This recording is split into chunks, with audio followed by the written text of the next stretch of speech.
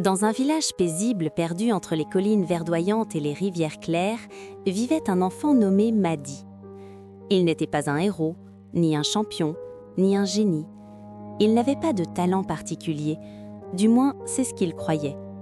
Chaque matin, il se levait avant l'aube, observait le soleil colorer le ciel et se disait « Je suis comme tout le monde, rien de spécial ». Mais ce qu'il ne savait pas, c'est que la vie réserve souvent des surprises à ceux qui se croient invisibles. Madi faisait tout normalement.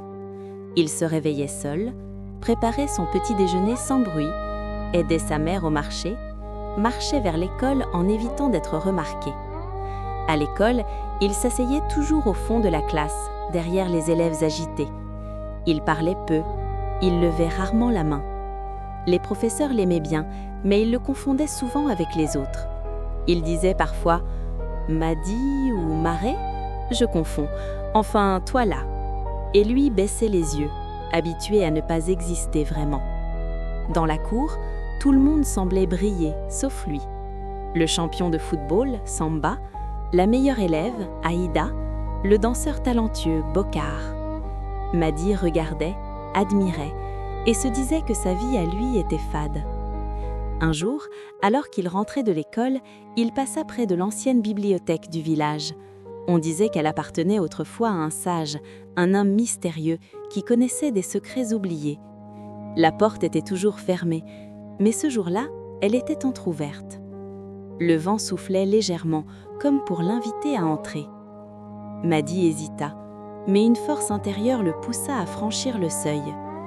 L'intérieur sentait la poussière et les vieux papiers, des rayons cassés, des livres dispersés, des objets anciens recouverts de toiles d'araignée. Au fond de la pièce, sur une table en bois sombre, se trouvait un carnet en cuir, différent des autres. Il semblait neuf, impossible dans un endroit aussi vieux.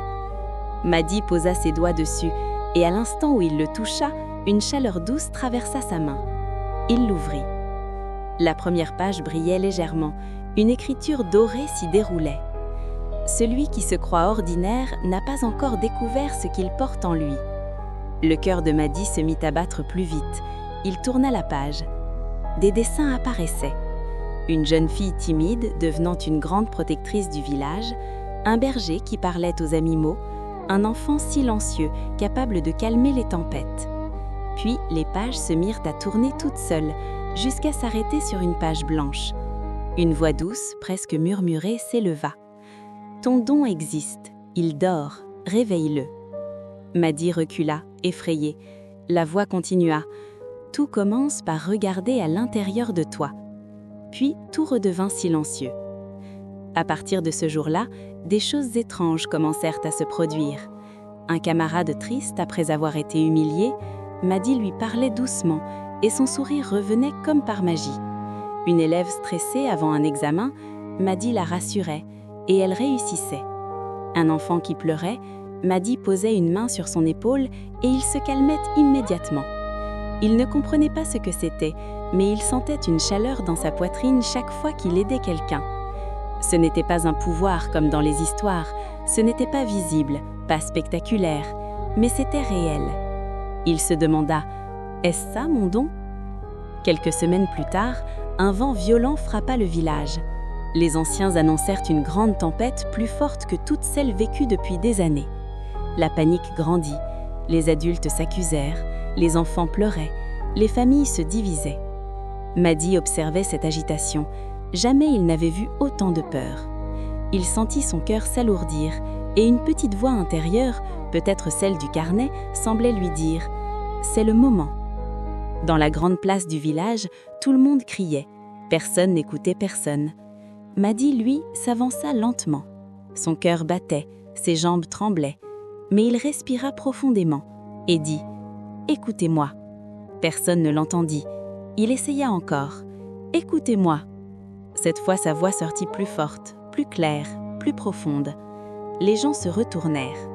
Madi continua, la peur disparaissant peu à peu. Oui, une tempête arrive. Oui, c'est dangereux. Mais on ne peut pas rester divisé. On doit s'entraider. On doit se protéger ensemble. On a déjà survécu à tant de choses et on survivra encore si on devient une seule force. Le silence tomba. Il poursuivit. « Ce n'est pas le moment d'avoir peur, c'est le moment de se rassembler. On peut le faire, vous le savez, je le sais. » Ces mots réchauffaient les cœurs, comme si quelqu'un allumait une lumière dans l'obscurité. Les villageois hochèrent la tête, quelqu'un dit « L'enfant a raison », puis un autre « Allons-y ». Les jeunes renforcèrent les toits, les femmes protégèrent les provisions, les hommes attachèrent les portes et consolidèrent les murs. Les anciens guidèrent les enfants vers un refuge sûr. Madi passait partout, encourageant, apaisant, motivant. Chaque fois qu'une personne paniquait, sa voix la calmait. Chaque fois qu'un enfant pleurait, Madi la rassurait. C'était comme s'il partageait son courage. La tempête arriva au coucher du soleil. Le vent hurlait, la pluie frappait les toits comme des pierres, les arbres bliaient. Mais le village résistait. Et au centre du refuge, Madi parlait aux plus jeunes. « Tout va bien se passer, on est ensemble, la tempête va passer. » Son calme devint leur calme, sa paix devint leur paix. Au matin, le soleil fit briller les toits mouillés. Le village était debout, presque rien n'avait été détruit. C'était un miracle. Le chef du village réunit tout le monde et déclara « Sans cet enfant, nous aurions perdu bien plus qu'un toit. Il a guidé nos cœurs, il a prouvé qu'on peut être petit et pourtant essentiel. » Madi baissait la tête, gêné, mais au fond de lui, une lumière brillait. Il comprit enfin. Quelques jours plus tard, Madi retourna à l'ancienne bibliothèque du village. Le carnet l'attendait. Cette fois, il n'était plus fermé. Une phrase apparaissait. « Ton don n'était pas caché, il attendait que tu y crois. » Madi sourit, il comprit. Son don n'était pas spectaculaire, il n'était pas fait de magie, il n'était pas visible dans les concours ou les jeux. Son don était le pouvoir d'encourager, le pouvoir de transmettre la force, le pouvoir de rallumer la lumière chez les autres. Un don rare, un don précieux, un don qui change des vies. Madi n'était pas ordinaire, il était un faiseur de courage, un réveilleur d'espoir. Et c'est ainsi que commença sa mission, aider les autres à découvrir ce qu'ils portent en eux. Car finalement, il n'y a pas d'enfants ordinaires, il n'y a que des dons qui dorment et des cœurs qui attendent d'être révélés.